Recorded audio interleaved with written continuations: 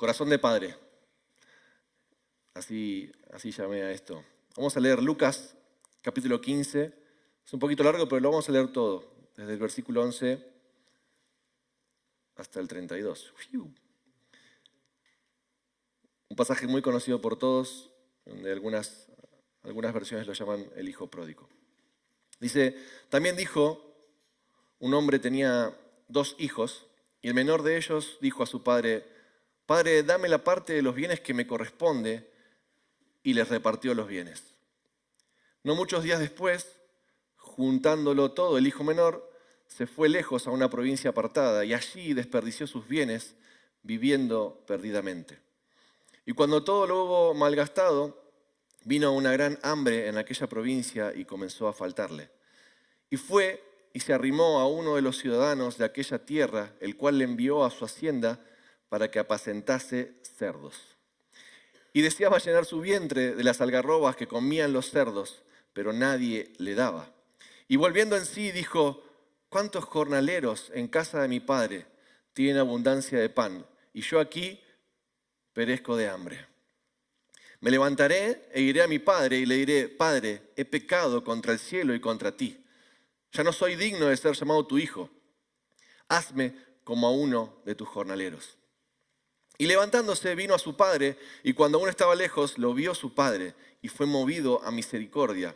Y corrió y se echó sobre su cuello y le besó.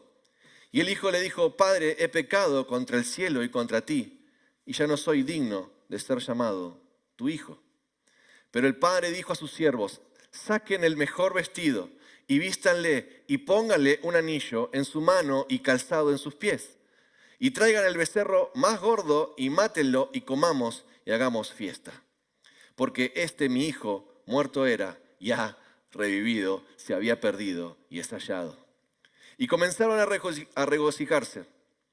Y su hijo mayor estaba en el campo, y cuando vino y llegó cerca de la casa, oyó la música y las danzas. Y llamando a uno de los criados, le preguntó, ¿qué era aquello? Él le dijo, tu hermano ha venido, y tu padre ha hecho matar el becerro gordo por haberle recibido bueno y sano. Entonces él se enojó y no quería entrar. Salió por tanto su padre y le rogaba que entrase. Pero él respondiendo dijo al padre, he aquí tantos años te sirvo, no habiéndote desobedecido jamás, y nunca me has dado ni un cabrito para gozarme con mis amigos. Pero cuando vino tu hijo, que te ha consumido tus bienes con rameras, has hecho matar para él el becerro gordo. Él entonces le dijo, hijo, tú siempre estás conmigo, y todas mis cosas son tuyas. Mas era necesario hacer fiesta y regocijarnos, porque tu hermano, era muerto y ha revivido, se ha perdido y es hallado. Tremendo porque si leen un poquito más atrás, Jesús viene dando varios ejemplos acerca de esto. De hecho, un poquito más atrás habla del famoso pasaje ese de si una oveja se pierde y deja los 99 para ir a buscarlo. Jesús viene hablando mucho sobre este tema. Y de este pasaje podríamos sacar un montón de cosas, pero me quiero concentrar en los 3 actores principales de esta parábola y cómo cada uno reaccionó o qué características tenía cada uno y qué hizo el padre. Vamos primero con el hijo menor, que es el que reclamó la herencia. Lo primero que podemos observar ahí es que lo que hace el hijo menor es reclamar la herencia. No la pide por favor, no dice si te parece, no va, le dice el padre, che, ¿podemos? ¿Qué te parece si repartimos un poquito para acá? No, él va y la reclama. Y ahí hay un par de cosas que tenemos que ver, porque por un lado podemos ver la mala actitud que tenía, pero también podemos ver la conciencia que tenía de la parte que le tocaba. Y eso no es menor. Él sabía que como hijo tenía acceso completo y pleno a la herencia de su padre. Él conocía a su padre y sabía que tenía acceso a la herencia y por eso la reclamó, porque sabía que tenía derecho a esa herencia. Y más adelante van a ver la diferencia con el hijo mayor. Él sabía, el hijo menor, que tenía acceso a la herencia de su padre. Y la reclamó como tal. No de la mejor manera, pero él sabía que tenía acceso. Lo siguiente que hace es tomar la herencia que su padre le da y se aleja de la casa de su padre. Él toma la herencia, pero también podemos ver que el padre está dispuesto a dársela. Está dispuesto a darle la herencia y se la da. Y él se aleja y deja la casa de su padre. Y malgasta la herencia recibida. Y si a veces analizamos el pasaje, nos dice no solo que la malgasta, sino que la desperdicia. La desperdicia. Un desperdicio es algo inútil, algo que en general no queremos. El desperdicio es algo que desechamos. Él la malgasta, pero más allá de que la malgasta, porque uno podría decir, bueno, la gastó y lo disfrutó. Vivió la vida. Podríamos decir, vivió la vida, disfrutó, se divirtió. La palabra dice que no simplemente que la malgasta, sino que la desperdicia. La echa a perder. No obtuvo nada a cambio de todo eso que gastó, podríamos pensarlo así. Eso es desperdicio. No obtener ningún tipo de beneficio de todo aquello que él consumió. No tuvo beneficio. Fue un desperdicio completo y absoluto de la herencia que su padre le había dado. Él tenía conciencia del acceso a la herencia, pero no tenía conciencia del valor de esa herencia. Podemos tener acceso a la herencia, podemos tener riquezas y no tener conciencia del valor que tiene esa herencia. Y por eso la desperdiciamos y la malgastamos. Porque no tenemos conciencia. Sabemos quién es nuestro Padre, sabemos el acceso que tenemos, sabemos que su herencia nos pertenece y podemos incluso apropiarnos de esa herencia, pero no tener en cuenta el valor que esa herencia tiene y malgastarla, desperdiciarla. Luego de malgastar todo, comenzó a faltarle. Es interesante porque luego que comenzó, luego que lo malgastó todo y hubo hambre, comenzó a faltarle. Y uno diría, y sí, obvio. Pero lo interesante de esta parte es que llegó al punto de gastar todo para recién darse cuenta que empezaba a faltarle. Y no era simplemente porque hubo hambruna en esa parte, en esa tierra, o en ese país donde él se había alejado, sino porque no había sido conciencia. Esto refuerza la idea de lo que digo antes, de lo que dije antes, que la desperdició absolutamente. No es que simplemente la gastó, hizo alguna inversión y se quedó con un fondito, la desperdició completamente. Ahora, aún así, su reacción fue seguir intentando resolverlo por su cuenta. Aún así, en esa situación, en la peor en la que había estado, su intención fue seguir intentando resolverlo por su cuenta. Y es inevitable encontrar muchas similitudes con lo que muchas veces nos pasa. Y es un poco lo que quiero hacer, este contraste todo el tiempo. De que muchas veces, aún dándonos cuenta de lo que sucedió, igual seguimos tratando nosotros de resolver las cosas por nuestras cuentas. Y dice que fue ahí con extraños, en esa tierra lejana, a tratarlo de resolverlo por su cuenta y a pedir una especie de trabajo. Y le dan el trabajo, el peor trabajo que le pueden dar, el más bajo. Piensen que en esa época para un judío, el animal, el cerdo, era visto como un animal inmundo. Ni siquiera comían sus partes. Trabajar alimentando cerdos era lo más bajo donde podía llegar. Lo más bajo donde podía llegar era trabajar alimentando cerdos. Y esa es a donde llega, es el punto donde termina llegando por sus acciones. Ahora, uno diría, bueno, listo, más bajo no podés caer. Pero no, siempre hay un poquito más. Y dice que deseaba comer la comida de los cerdos. Cuando la algarroba es el fruto del algarrobo. Y seguramente lo habrán visto por ahí, es como una chauchita así, marroncita, parece como una chaucha, pero no, negra, seca, horrible. Bueno, y de ese fruto de los árboles es que se alimentan los cerdos. Y él deseaba comer eso. Y ni eso le daban. Ni eso le daban. O sea, si podía caer más bajo, no había más.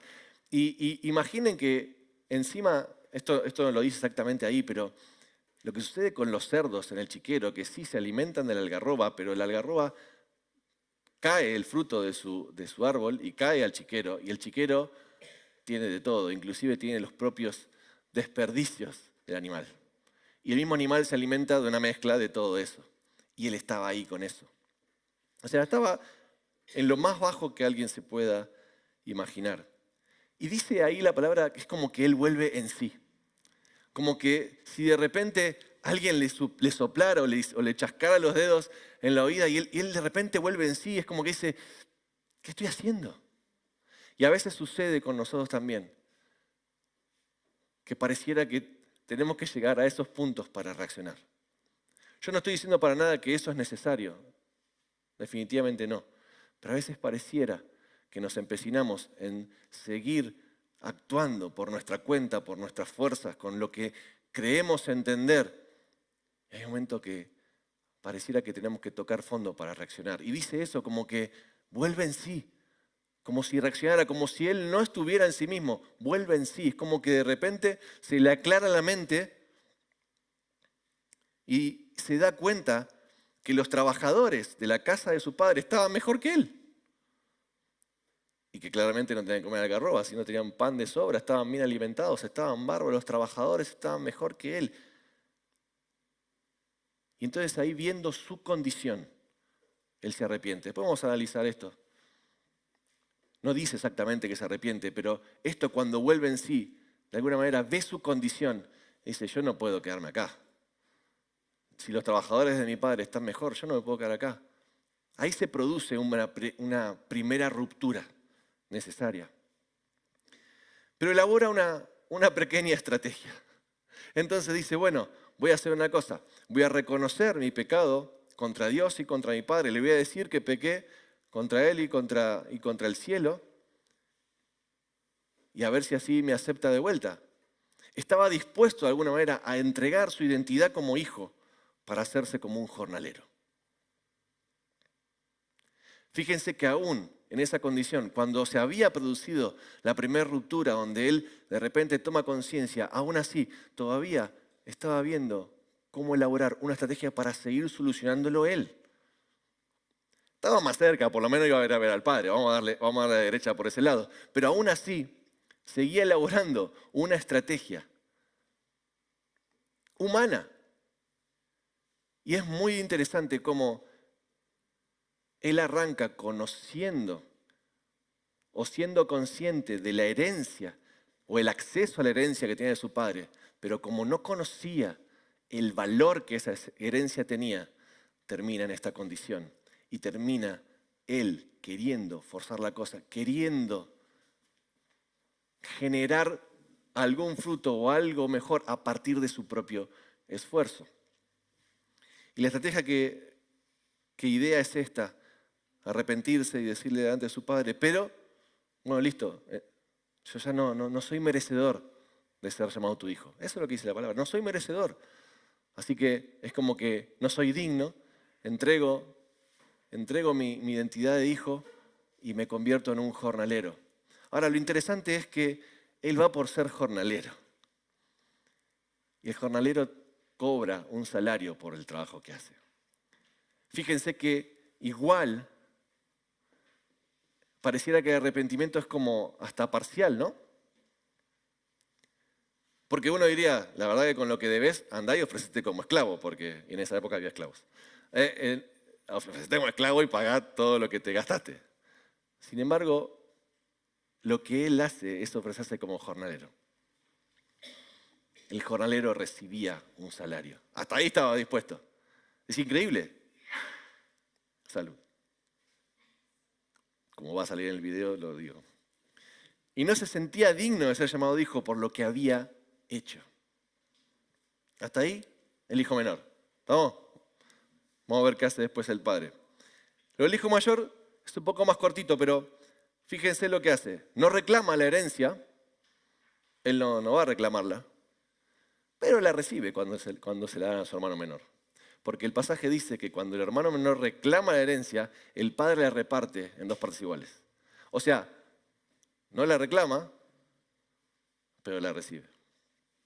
Por la acción del otro, la recibe.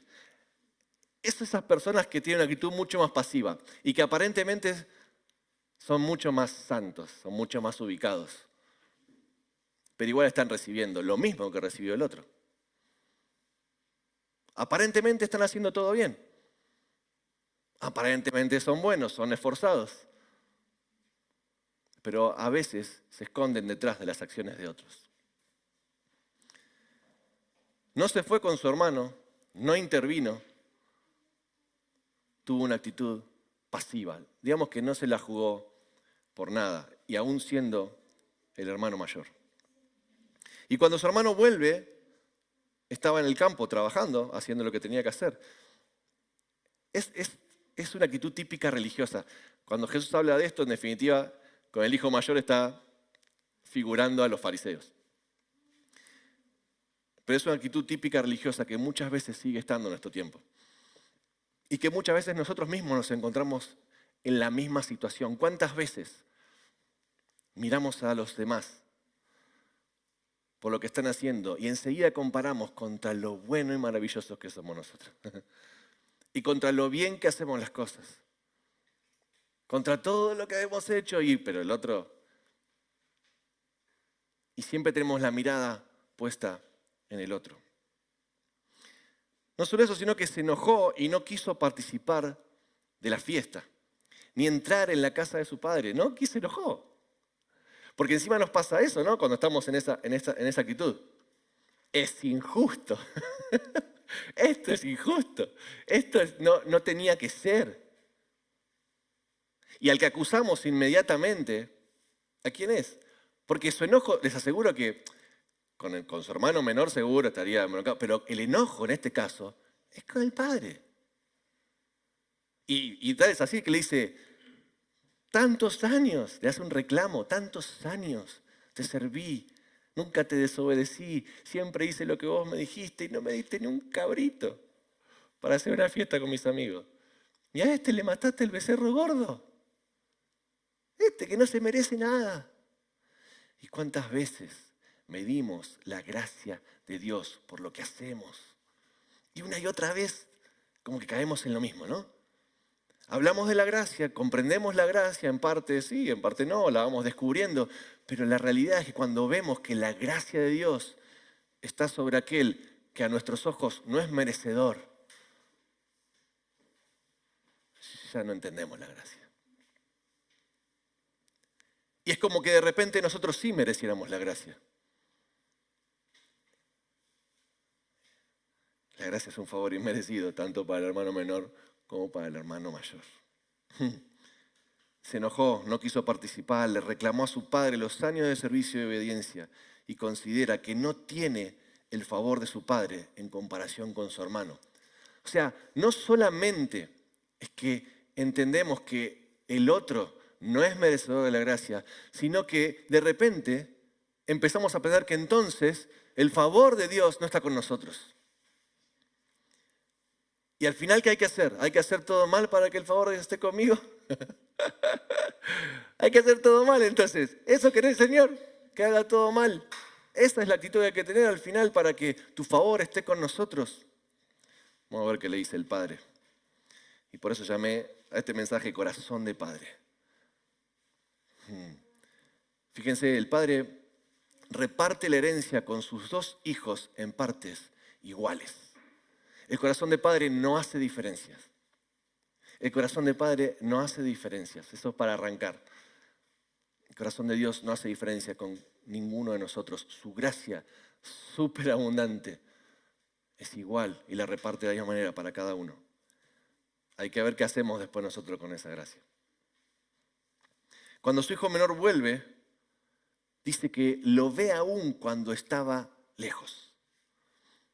Y eso nos habla de un corazón de padre que constantemente, durante todo ese tiempo, no dice cuánto tiempo estuvo afuera, pero durante todo el tiempo que estuvo afuera, el padre seguro lo estuvo esperando.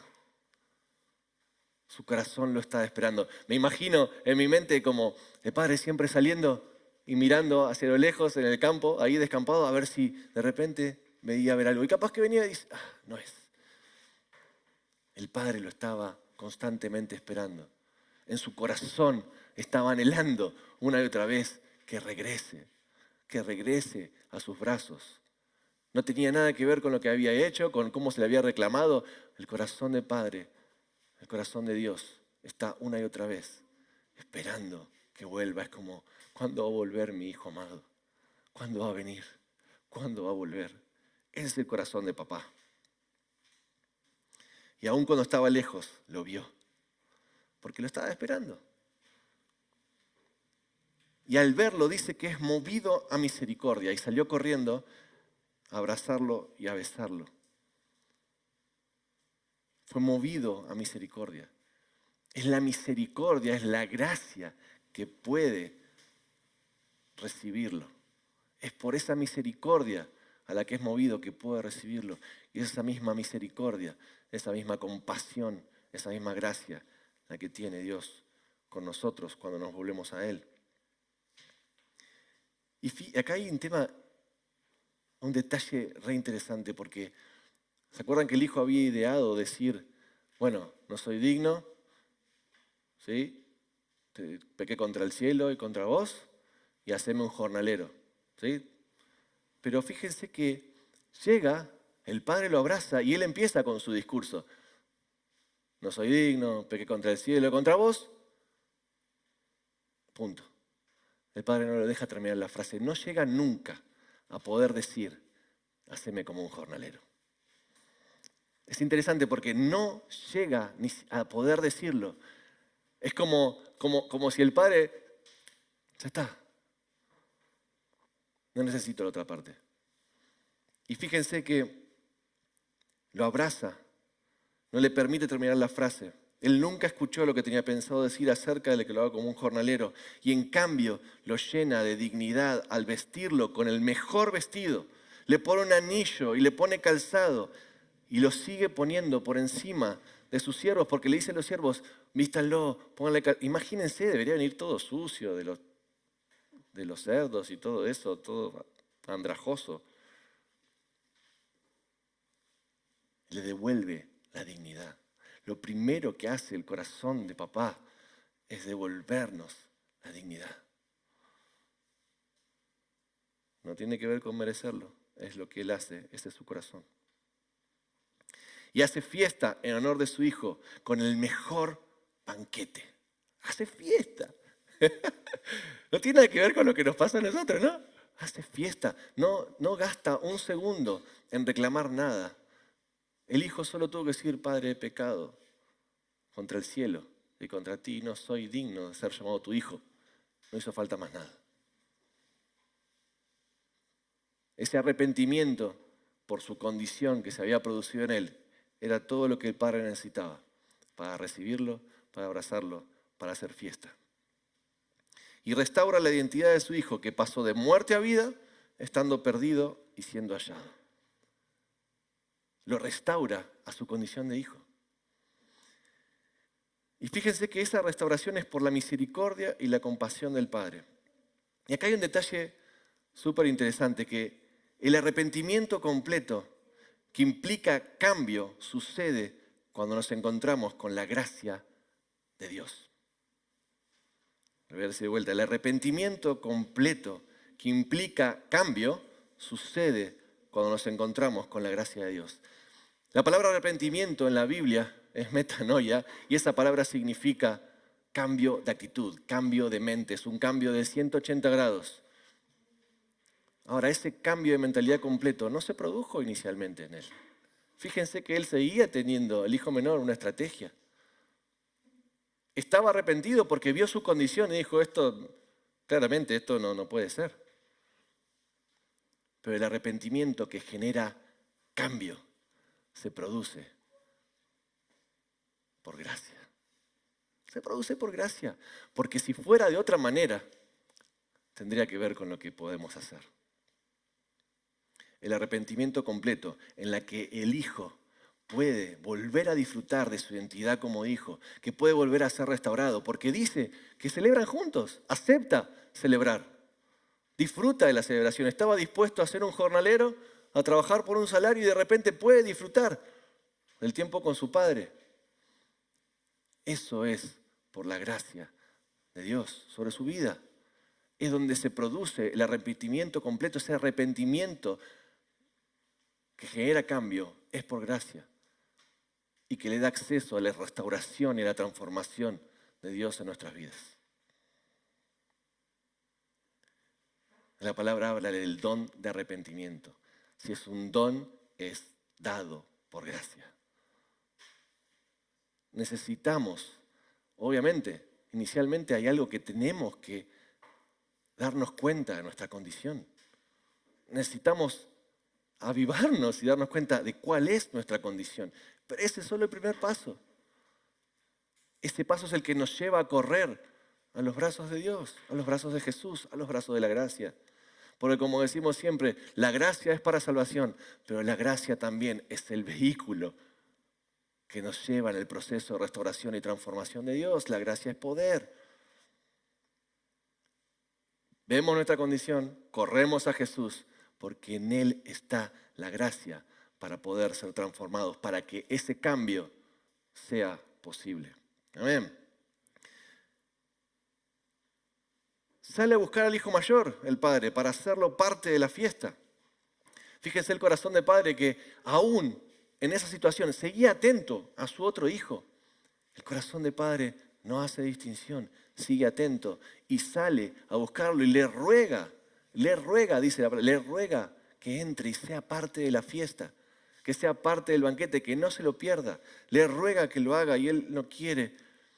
Genera conciencia de su identidad como hijo, de que siempre está con él y de que todas sus cosas son suyas.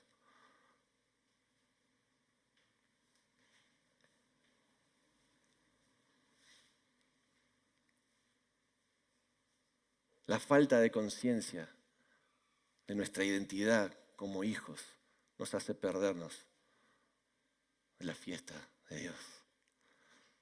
Nos hace perdernos del milagro de la gracia de Dios. La falta de conciencia. Le dice, pero vos sos mi hijo y estás siempre conmigo y tenés acceso a todo, todo es tuyo, lo mío es tuyo. O sea, como diciendo, ¿querías matar a un cabrito? Es tuyo. Vos estás conmigo todo el tiempo. Y fíjense, no tenía conciencia de la relación que tenía con su padre, del acceso que tenía al padre. No tenía ni conciencia ni revelación del acceso que tenía al padre y a la herencia. No tenía revelación y por tanto no podía disfrutarla. Y eso nos pasa cuando tenemos una relación religiosa con Dios, en la que cumplimos un montón de reglas, en la que somos precisos en lo que decimos y en lo que la exégesis de la palabra, somos precisos en la coma y el punto, pero no lo conocemos de primera mano. No sabemos quién es. No sabemos quién es. Por eso lo que Dios nos propone todo el tiempo es una relación de padre e hijo. Una relación íntima, una relación donde está abierto, conóceme más, te quiero abrazar, quiero que sepas quién soy. Vos sos mi hijo, estás siempre conmigo y tenés acceso a todo, lo mío es tuyo. Le hace saber, así como le hizo saber a sus siervos, el motivo por el cual era necesario, dice, era necesario, no es que se me ocurrió, era necesario hacer fiesta y alegrarse, restaurando la relación con su hermano también. Lo que intenta hacer el padre, fíjense que dice, primero le dice a los siervos, vístanlo y todo lo que sigue, para hacer fiesta.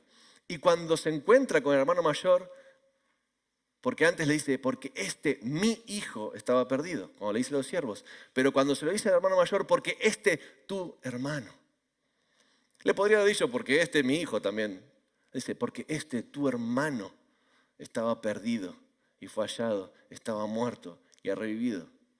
Lo que intenta hacer el padre en ese momento también es restaurar la relación con el hermano.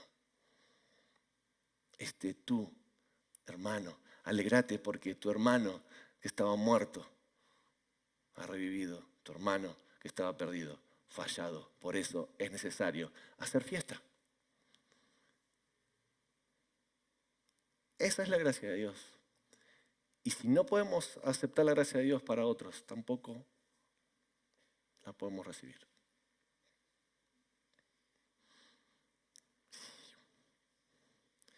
Es el corazón de, es el corazón de Padre. Es el corazón de Padre.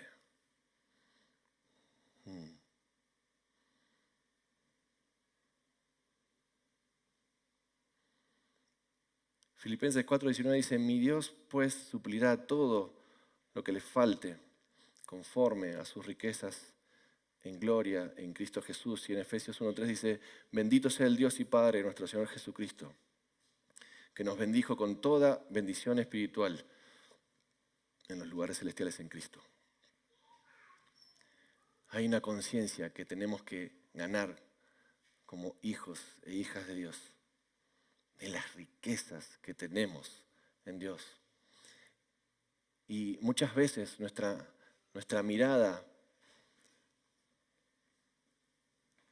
está en el plano terrenal. Tenemos muchas veces la mirada puesta en este plano, en lo que vemos, en lo que sucede, en lo que ven nuestros ojos. Y yo no digo que eso no sea cierto, porque muchas veces lo que vemos con nuestros ojos es enfermedades o pobreza o la necesidad que a ustedes se les ocurra, injusticia. Y yo no estoy diciendo que eso no sea cierto, pero eso es cierto en el plano natural. Cuando empezamos a conocer el corazón del Padre, cuando empezamos a conocerlo de primera mano, en intimidad con Él, ese corazón de Padre también empieza a ser nuestro corazón. Porque Él en definitiva también nos quiere convertir en padres de muchos. Cuando conocemos el corazón del Padre, empezamos a tener conciencia de la realidad espiritual, de lo que Cristo Jesús hizo en la cruz y del valor que tiene esa herencia. Y ahí podemos apropiarnos de esa herencia para traer el cielo a la tierra. Cuando somos conscientes del valor que tiene la herencia en Cristo Jesús. Y entonces, lo que sucede es que dejamos de mirar el plano natural y elevamos nuestra mirada. Es como hablábamos el otro día cuando leíamos Hebreos 12. Puestos los ojos en Jesús, el autor y el consumador de la fe. Cuando logramos elevar la mirada y miramos a Jesús y somos conscientes de quién es Él, de lo que Él hizo, y tenemos conciencia de nuestra identidad restaurada por Él como hijos de Dios, con acceso pleno y completo a su herencia, entonces empezamos a ver una realidad superior, que es la realidad celestial. En esa realidad superior, lo que sucede acá es una mentira. ¿Se entiende? En el plano natural vemos injusticias, vemos maldad, enfermedad, y en el plano natural eso es cierto. En el plano espiritual eso es una mentira. Porque Jesús dice que en la cruz del Calvario Él llevó todos nuestros pecados, todas nuestras enfermedades y venció al infierno. En el plano espiritual, lo que vemos acá es una mentira. No existe, no está. Esa es la realidad superior, esa es nuestra herencia. Ahí es donde tenemos acceso. Esas son las riquezas en gloria. Es ahí donde Él nos bendijo con toda bendición espiritual en lugares celestes. Y nuestra tarea, mientras estemos acá, es tener conciencia de esa realidad celestial para traer el cielo a la tierra. Y para deshacer todo esto, cuando miramos solo el plano natural, eso que es una mentira en el cielo se convierte en una realidad. Porque nosotros decidimos entregarle poder a lo que vemos. Que es lo que el enemigo quiere que veamos. No negamos la realidad, pero creemos en una realidad superior. Amén. Eso es lo que sucede. Lo que Jesús hizo en la cruz es más que suficiente. Su corazón de Padre, su corazón de Padre hizo esto posible. Es por el corazón de Padre de Dios que Jesús vino a la tierra, se sacrificó y que hoy tenemos acceso a las herencias y las riquezas en gloria. Es por el amor del Padre. que no estuvo dispuesto a perder a ninguno de nosotros. Él no estuvo dispuesto. Ese es el nivel de amor. Y ahí es donde va nuestra mirada. No negamos la realidad, pero miramos allá. Porque en Jesús todo es posible, porque Él es más que suficiente. Amén.